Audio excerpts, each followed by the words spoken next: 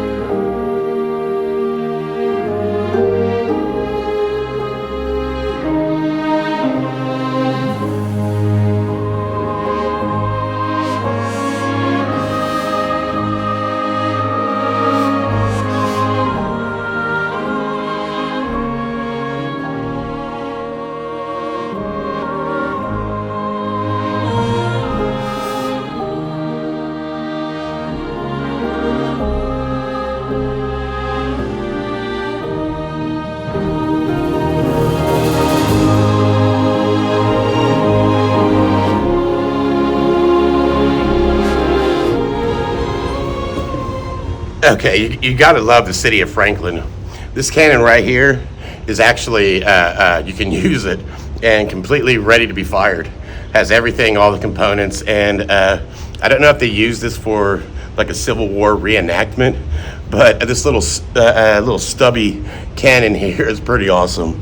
I mean, it's ready to go. It's got all the things that you need to fire a cannon. You know, pretty interesting. It's like if you look, you know, what you would use, you would pull this thing out to clear the barrel like that. And then you see this one's different than this one. You would stuff your powder, bam, bam, bam, all that. Then your wadding, then your cannonball. Then you would pack it all in, and then right over here is where you would light it, and then boom, go bang. But I'm gonna go check this museum out in here. I haven't been in here yet.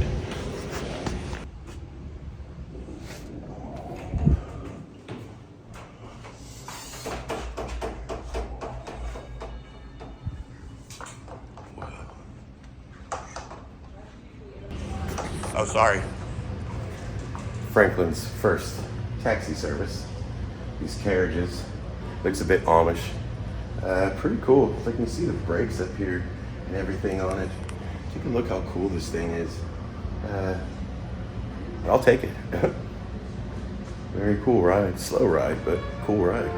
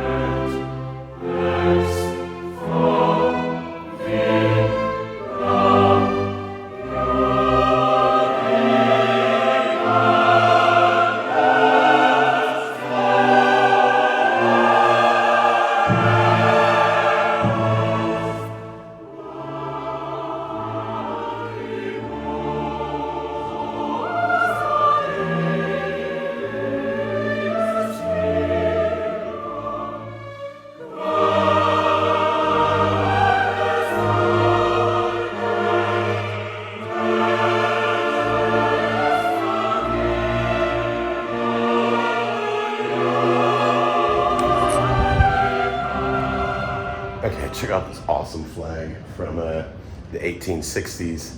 So 1860s, that's Civil War era. So this flag was made right before the Civil War. What I really like is the handmade feel. You see the stars are all kind of off and not really proportionate or perfect. The flag's kind of, you know, long and off-centered, but this flag flew in the 1860s. It's pretty awesome. Another thing I found awesome is all these fossils that have been found in Williamson County. Franklin's in Williamson County, and you know I'm always on the Harpeth River, and if you look right here, all of these fossils right here were found in the Harpeth or along the Harpeth River and its tributaries. So little Stony Creek behind my house, there might be some fossils there. I have seen some stuff.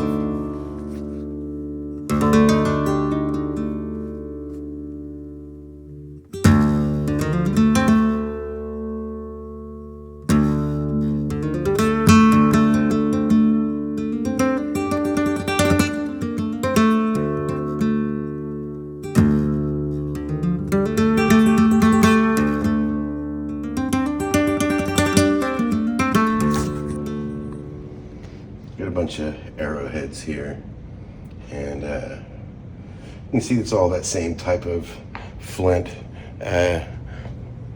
limestone. And this little museum here in Franklin is pretty cool. Look at all these Native American. Wow, look at that. Wow. Imagine finding something like that, to go out digging and you find something like that.